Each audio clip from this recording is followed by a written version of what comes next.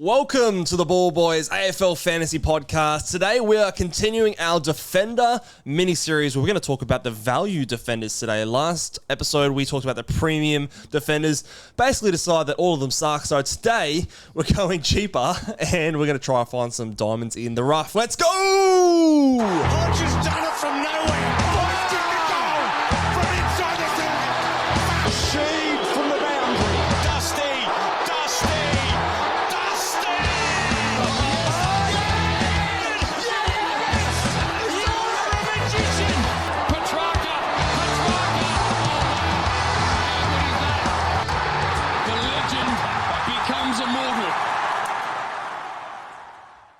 G'day and welcome again to the Ball Boys AFL Fantasy Podcast. I'm your host, Mitch Casey, and you can find me on X at Ball Boys Fantasy. Joined once again the Nostradamus himself, the man that predicted the number one scoring fantasy player last season, Luke Rogerson. How are you, my friend? Good, mate, and I'm still all over it. I was crunching the numbers today, and I got some things to let you know about some of these value defenders, mate. Okay, so all right. A couple of heard it here first moments incoming. All right. I'm excited to hear it. So like I said, we are going to be talking about the value defenders. If you want to go to the players that are a little bit more expensive, you want to fill up the back line with some proven scoring, then check out our previous podcast where we talked about the premium defenders for players that you can bank on. Now, we're going to talk about some players that are a bit more value, starting with... Who are we starting with, Luke? Sam Banks. Banks! Yeah, Banks nice. open on Sunday. Throw over the oop. So, why are we starting with Sam Banks? Is it just because we're both Richmond fans and we want to talk about a Richmond player? Well, none of this mate, because I'm trying to on the run sheet. No, I won't be starting with Banksy. Okay. And you can't convince me either. I don't... The price bracket to me is just an interesting one. I want you to talk more about it. So priced at 80, after round 9 went at 90. Okay. Yep. Taking Shorty's points, essentially. But what do you need from that guy in the 80 price tag? Is this a guy It's that a tough, it's a tough sell because you kind of need him to go I think in a perfect world you want him to go 95. And you don't want to move him before the buys. No, you probably want him buys. to go all the way up to the mid-season buy, be someone you're happy to trade out to a proper big dog on his buy, and you've done well there. Okay, well, firstly, he doesn't have an early buy, so there's a tick. But like you said, after round 9, he averaged 89.1. There's something that changed for Sam Banks after that sort of period. I think there was a period where did he miss some time? Am I right in saying he missed some time or someone missed some time? And he kind of stepped into this bit more of a halfback distributor role.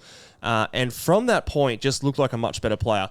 There were still some real stinkers in there. I'm looking at 2 specific games.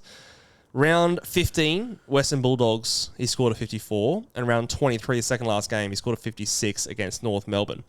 If you go to take those games out, what do you know, Luke? We're at 94 points, which is bang on where we basically want him to be.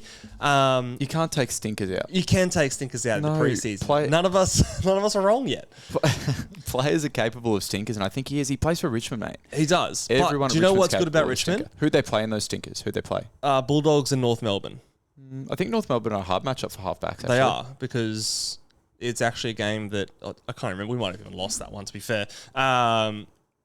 But this was the first time he was put in this role as well. So another off season with him actually playing and getting ready for this role. Jaden Short, another year older, he's, we're not sort of on him anymore. I think there's something here. If you wanted to go something really left field and a bit unique, I'm not probably going to go there either, but I think that there is something here, and at the bare minimum, you're keeping an eye on him in the preseason, and in your draft team, I think you can bump him up the order and draft him a bit higher. But I would expect somewhere between, that 90 to 95 average, or maybe at 88 to 95 average for him. Now, price at 80, is that enough? Like you said, because he's capable of those stinkers, if he comes out in round 2 or 3 and puts up one of those 50s, he's done. He's kaput basically for what you want him to do. So that is a very scary thing. But he's had, 121, 113, 103, 105, 110. Like, these are some big scores in there for a guy paying 80 for. It's not nothing. Sounds like you're invested.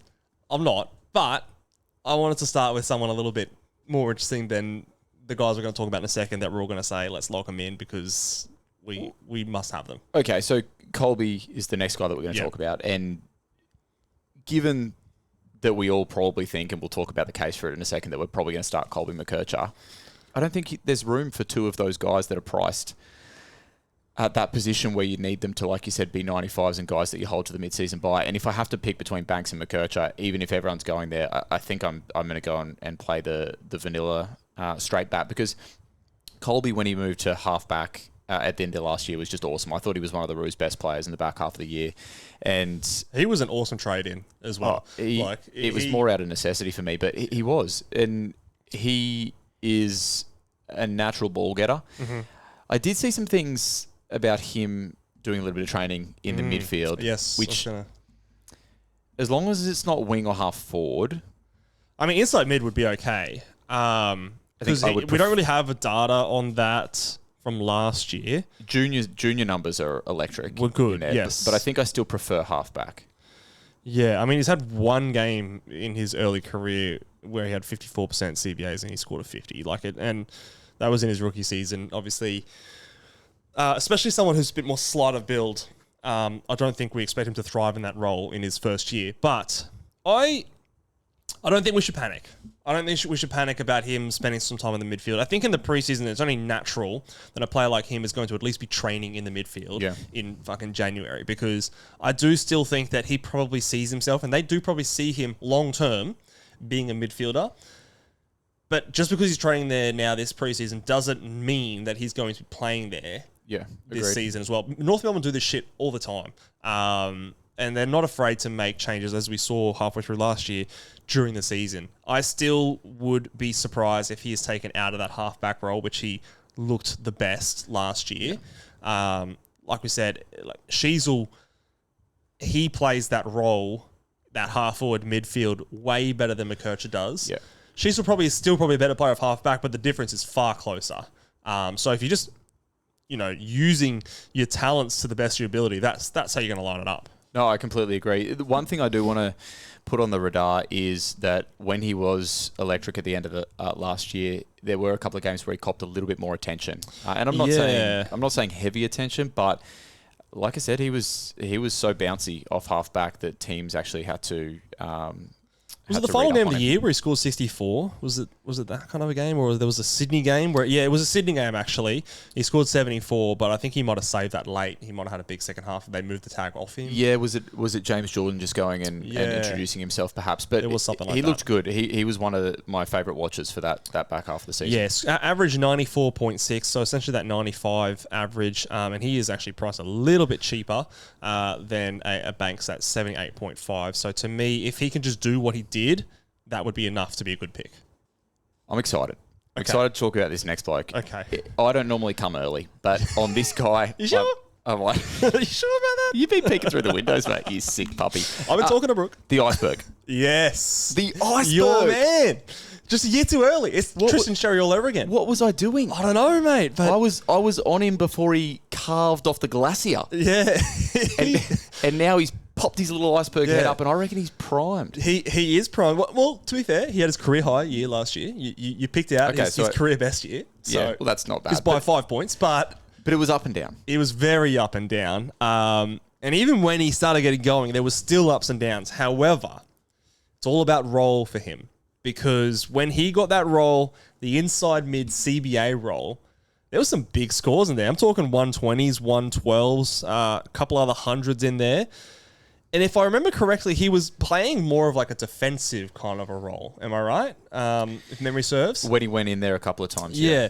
Sort of like another boy of ours, sort of like the first sort of taste that we got of a Hayden Young going into the midfield. Oh, yes. There was a bit of that. Okay, here's a bigger body. He's not necessarily a full-blown tagger, but he's going there playing a bit defensive-minded. I think we could see a similar trajectory for someone like a Miles Bergman. So I am with you on this one. I think he will go in there. What can we expect if he goes in there? Because I started doing the stats, and when I did the ones, when he plays more than 60%, like it was up there. It was high. What's the Iceberg priced at? He is priced at a price of 78.2. I think in a midfield role, I think there's a safe 12 points of upside there. Yeah. I think also that Mr. Carr has come out and said, Iceberg in the guts, thank you very much. Right. And little bit of Illuminati just crunching it there. Josh Carr, Iceberg, midfield, me driving a car. Nice. Yeah, I thought the car was going to make its way in there somehow. It came back around at the end there. Yeah, it was just a little U-turn on the car. Also, the Iceberg married in the off-season. So that's got to be good. Yeah, can't have him out there fraternising his way through the weekends. No. Yeah, he's grounded. He's playing for someone else. We just need we need a baby bump. Baby bump. That's what we need. So keep a watch on the an ice cube. A little ice cube. Yeah, just a little chip off the old block. Melt your heart. Oh, nice. But in those 6 games, that's all I got. I'll come back around. 6 games last year, he played 50% or more CBAs. His average in those 6 games, 103.2. Ooh. It's pretty high. Get me some Iceberg. Like I said, I don't think I can realistically expect that from him. But that's a pretty good glimpse of maybe if everything goes right, he could be someone there. I think, like you said, maybe a 12 to 15 points of value is maybe something that we'd be more happy with. And I think if he's able to do that, that's a good thing. The other thing we've talked about with the Port players is the run to start the year off. And we talked about yesterday with the Rosie thing. It's probably better for a midfielder. So especially for someone cheaper, if you can kickstart that price cash generation with, maybe he can go that 103 over the first 5 games when it's easy draw. Well, his cash is going to be going in the right direction. If you're going into the start of the season, new coach has said to you, hey, midfield role, let's go. And you look at the schedule and you go, it's Essendon, West Coast, North, Richmond, not quite in that order. Yeah. You're going, fuck it, let's go, boys. Yes. Let's go. 100%. There'll be no, if they beat those teams which they should beat, there'll be no reason for them to tinker around and go, oh, that didn't really work in this game. No. Like, as long as they don't come out and do a Carlton, it should be all there for the taking for the Iceberg. Shouldn't sink under the pressure. We are going to go to the next player here, which is a little bit more obvious. These 3 guys, I think, are probably the main 3. The next one here is Nick Newman. Very obvious reason why he's in this podcast, because he missed all of last year, so he gets the 30% discount on his previous season, which was, in fact, his career high. So he is coming into a price stack figure. Do you have it there in front of you, or I'll bring it up? Low. It's low. It's like it is low. He's coming in. Oh, it's not even on that screen. It's priced at. Sort your life out, mate. I need to sort my life out. It's 70 something. Oh no, this is bad podcasting. It is priced at 72. 71.8. So it is a decent, 6 points cheaper than those other guys we talked about. 753,000. Where those other boys were sort of up in the low 800,000. So about 70 grand cheaper than those other guys. What do we expect from Nick Newman? He does have that pesky early buy. Yeah, we talked about this a little bit on a previous podcast, and you were kind of not a fan of that early buy. I said, fuck it. I think that he's going to do enough that we're going to have to pick him. You're going to get the cheeky peeky in round 0, and I expect that. The troubling thing here is, for a guy with such ceiling, if in round 0 he goes let's call it a flat 100, and people go, yeah, I'm not super inspired. They say, oh, I'll see if I wait. This is a guy with a ceiling. So I don't even know. Richmond round 1. I don't even know if this is good, but over the year 2023 and 2024, he went 135 plus 7 times. Yeah. So it's 2 years, good, but there's not many players that just pump out 135s. Yeah. That's immense. So if he does that to you in round 1 and you kind of skipped, you're going to pay a lot more for him. The other thing that I think about here is not only are you going to pay a bit more for him, but there's always the chance that something happens. Exactly. Yeah, this is the thing. You missed the boat. And it's one of those things that you don't forecast, of course. You hope it doesn't happen, but is there anything to be concerned about the fact that he's had his career best scoring seasons at aged 31, 32? Like, why is that? Is that a Carlton thing? Is that simply the fact that Sam Doherty got out of the way? I was going to say, I think that, there's a fair portion of years where he's competing for points there. You think about what Carlton were just absolutely crying out for last year. Yeah. Tell me who was their distributor, the guy that you fucking Ollie Hollands, and he was a headless chook. They need a composed ball user back there desperately. Even like a Nick Haynes, I think I'm not talking about. Silvani was like... Silvani's a better user, yeah, but it just... When it's in his hands, you feel a lot more confident. I think Carlton will too. So I think Nick Newman could be a guy. I'm not normally a guy that likes to start with a guy who's coming off an ACL. Was it ACL or Achilles? I can't remember. I know there was a couple of injuries there. It was one of those big ones. But age 33, coming off a 12-month injury, I'm not normally one to go there. But I do think that, especially we've seen, the proof in the pudding with a player like Zorko, that these older players can, especially in this type of a role, can play well into their mid-30s. And the fact they just seem to desperately need him. I am leaning at this point to him being a start. Hopefully you get a good round one score against Richmond. And then you settle into the, you got a bit more. I think this is where like the 50% time on ground threshold. This is kind of the guy that I'd be happy to sort of use that on. Yeah. But just because the age factor coming off the ACL, I think... I'm happy to roll that dice because it just seems like it's not one I want to overthink. I don't think, and he's gonna come out. I think go close to that 100 average, 95. I feel like at a minimum. I think it's what he probably can do, and that's already 20 points of upside. He's so far unders. It's not funny. Yeah, if that early buy was like not there, like it would be a lock, an absolute lock. The early buy, especially the fact that it's round 2. Gives you just a little bit of pause to go, can I just get him in round 3 and just be really, really confident?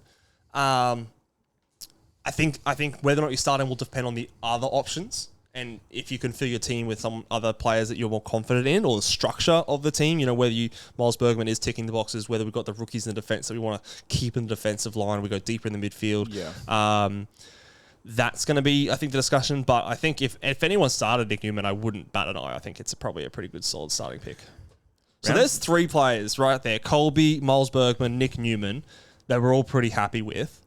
Last podcast, we were really not sold on any of them, maybe outside of a Rosie. I think Rosie's better than you're giving him credit for. But I can see your arguments there. Before we move on to these other guys, is there a world where you start with someone like Colby Mckercher at D1?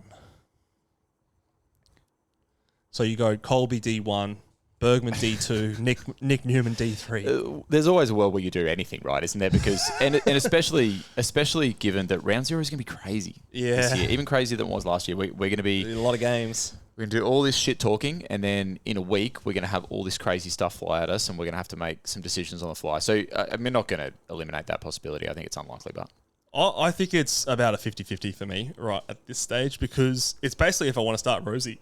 Or not. I don't really see myself starting anyone else. Reflux, mate. Reflux. I'm sick. I'm just everything. All right, just let's move on.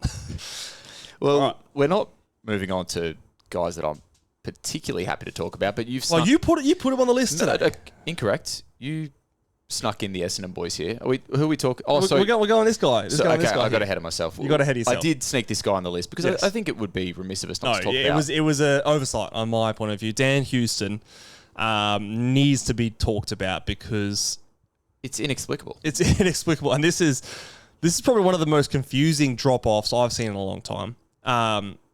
He's coming in price at 66.8. That's insane for a guy. A guy that was perennial 90 plus. 3 seasons didn't drop below 90. Now, within those seasons, the volatility we've always said, like Houston, it's a fucking roller coaster. Yeah, he'll hit you a 41 week and a 140 the next week, and just average that 90 because of that. But is this the beginning of the volatile season on season where he goes 66 one year and then 100 the year after? Why? Obviously, he moved to Collingwood.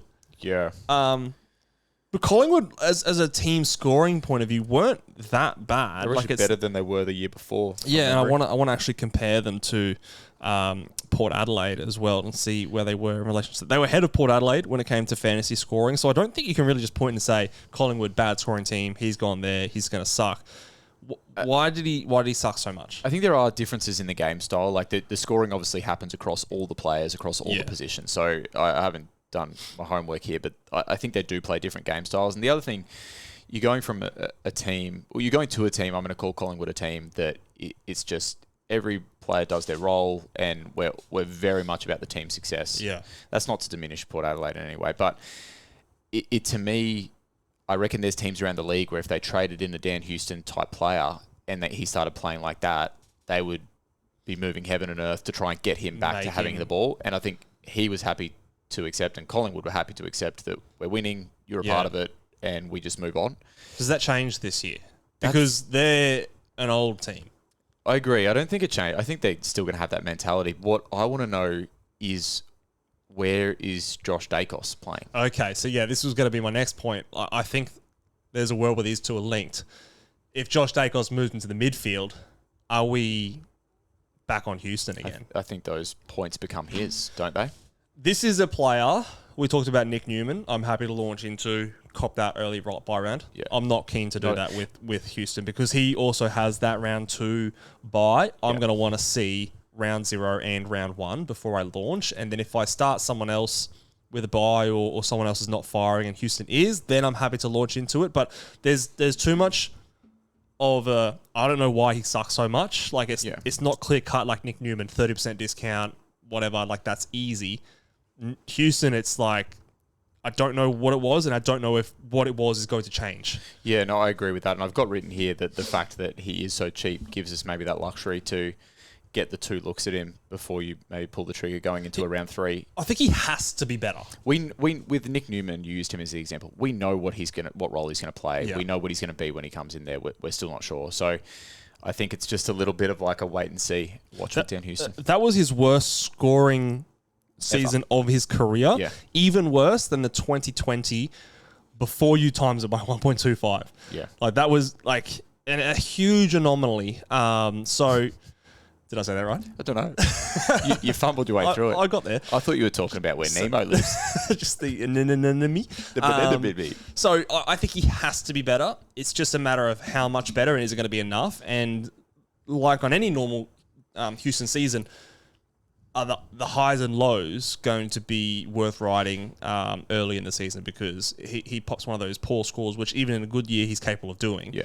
It kind of does kill that cash Jan and that confidence. And yeah, it's a very nervous start, I think. But definitely someone I'm going to be paying close attention to early in the season. All right. The boys that I was alluding to before are the Essendon boys. Yes. Andy and Jordan. Mr. McGrath, Mr. Ridley. What do you got them doing? So here? These guys just disappoint. That's what they do. Yeah, McGrath I'm not as keen on, but there was a little bit funny business happening in the last season. McGrath started playing some very, very high CBA minutes. You know he's the new skipper too? Is he? Yeah. There you go. Yep. Merritt was the last skipper, yeah? Correct. Okay, so obviously he was vice captain. Yep. I don't know if it's a good thing. I don't think there's a skipper bump. No, I don't think so because you've got many different types of You're adding more onto there. your plate, and I would say you're expected. Although Jordan Dawson got a bit of a skipper bump when he took it on. He's a different style. Year. I feel like if you're the skipper and you're Andy McGrath, that means less waxing for you, Andy. Yeah, more tough stuff. Whereas Jordan Dawson always did the tough stuff. Yeah, that's definitely fair. But my thing is role for him, and I think I'm probably grasping at straws here, but in the last 6 games of the season, he went CBA percentage 72, 90, 69, 88, 84, 44. And in that time, he averaged 91 points per game. He's coming in an average or a price at figure of 75. I don't know if I see him going to the guts. I think they were kind of just trialing some shit and doing stuff there, but it was something that caught my eye a little bit. It's interesting because if you scroll down there, I went all the way back to 2021, and there was a patch because I was just trying to find when has he played midfield. There's an 11-game stretch where he averages 94 in 2021. Okay, but then when you're building this. You're building this up. I'm building it, but then go and ask yourself who plays midfield at Essendon. Darcy Parish can't play anywhere else. No. Okay, unless they decide Zach Merritt, fuck you, you're going to play half forward flank all year. So is he? Are we basically saying that he's gone at the end of this year? Like, what's the deal with that? Why would they not trade him if he's just going to walk at the end of the year? Essendon, I think, can do this kind of shit. They're very stubborn. But surely if they keep him, they're going to want to try and patch things up and play him in the midfield, try and, make it all seem good, at least at the start of the year. And look, I don't know. Until things all inevitably go to shit. You're trying to talk yourself into McGrath here. I'm not. I'm just saying. So let's assume Zach Merritt plays midfield. Let's assume Darcy that. Parish can't play anywhere else. Caldwell You're not is- playing Caldwell anywhere else. So there's bang, bang, bang, three. Three, and then you've got to find minutes for Durham. Setterfield was re-signed once Nick Martin did his ACL. So already we're four at the very best. It's a long shot. I don't think he's necessarily someone. He's not someone I think has a high upside. The guy here that I think is a little bit more interesting is Jordan Ridley. He had an absolute horror year last year in terms of injuries. He's going to be coming in priced at an average of 63, so the cheapest that we talked about on this list so far. When you remove the injured games, there were multiple injured games. He averaged 77 last year, and he's been a guy that has averaged high 80s in the past and has kind of teased some really, really good scores. He's still only 27. In a team that figures to be horrible. Like, you think about how much waxing there was going on in Essendon last year. Don't tell me Jordan Ridley at a healthy can't get involved in that. He can get in for the kick-ins and things like that. I just think it's probably not a start, and I'm forcing it because they don't have any early buy, but he's just a guy that I think won't be spoken about much because he hasn't done it for a full season before. But I think there's a world where he starts the season pretty hot compared to his price stat figure, and might be someone you could, put a little star next to his name. Essentially, whenever you've got a player that's had a tough injury interrupted year, there's always baked in value. I think there's a few guys back there that don't mind getting amongst the points. Similar type, Zach Reid last year. Yeah. Zach Reid was the guy I was like, Jackson Prize, even as like, we don't think of him as a fantasy scorer. He had some games where he put up like 120s and stuff like that. I think it was not last year, but the year before, the Essendon backline was the highest scoring backline in the comp. I don't think they quite got there last year because they had so many injuries. But that game style definitely lends itself for at least one or two of these guys maybe going 90 plus. And I think really could step right into that top dog role. Yeah, it'll be an interesting watch. But yeah, I do think I'm probably forcing the issue a little bit more. This guy here is probably a little bit more of an easy sell. Your boy, again. You traded him in last year. Kadeene Coleman. How many preseasons have we talked about Kadeene Coleman? Has it been the last 2, 3? He's just been teasing, hasn't he? He's been teasing and has had a shocking run of injuries. But is it finally going to be the year that he's healthy and can deliver on what we saw in the back half of, I want to say, 2023? What do you think, Luke? There was a little stretch there, wasn't there? Not in your starting squad, I don't think. And it's just that early buy again. I don't think he's a guy that's going to like get away from you drastically. He's so cheap. I think he's low 50s. Am I right in saying that? Priced at? Yes, he's at 53, which is just outrageous. You never say never. But is there a round 0 score that makes you cop that round 2 buy? Oh, if he goes 90 plus, You reckon you'd cop it? I'll definitely cop it. I don't think I can say this like line in the sand, but it almost does feel like you got to pick one of him or Nick Newman. Because they're both on the round 2. I feel better about picking Nick Newman. The reason I feel better about... save a trade with Nick. Yes. Like he's a premium. He's there. I don't think you can pick Kadeene Coleman and say everything goes to worse and he's stuck on my side in round 20. Like, that's disaster if that's the case. If Nick Newman's in your side in round 20, you're not too upset. Well, the other thing too is, let's say we're coming off round 2 and for some reason you can't get the other one in that you didn't pick. Yeah. I feel worse about not having Nick Newman in my side from that point than I do. The ceiling for Nick Newman is much higher.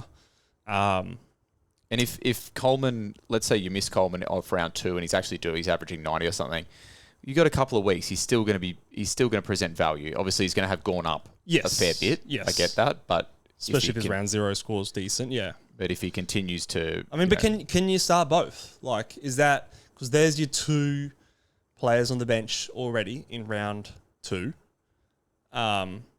You're putting all your rookies onto the field that round. Last year, is there enough value to justify both? Look at the way I'm thinking about it now is just look at it over the whole field. Last year, we could kind of hide away a little bit more from these round 0 teams. Yeah.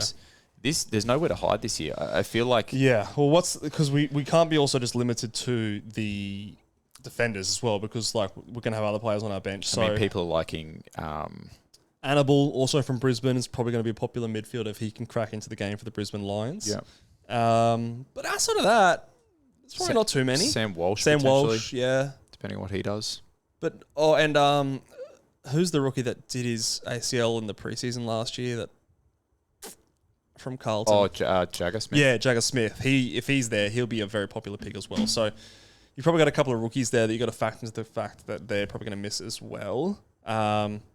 So yeah, it starts to get pretty thin. But at the same time, these players are so cheap that it doesn't matter too much if they miss time. Like I do think there is a world you can start both Kadeene Coleman and Nick Newman just because of the fact that like, okay, you got 53 points that you paid for sitting on your bench. It's not actually that big of a deal.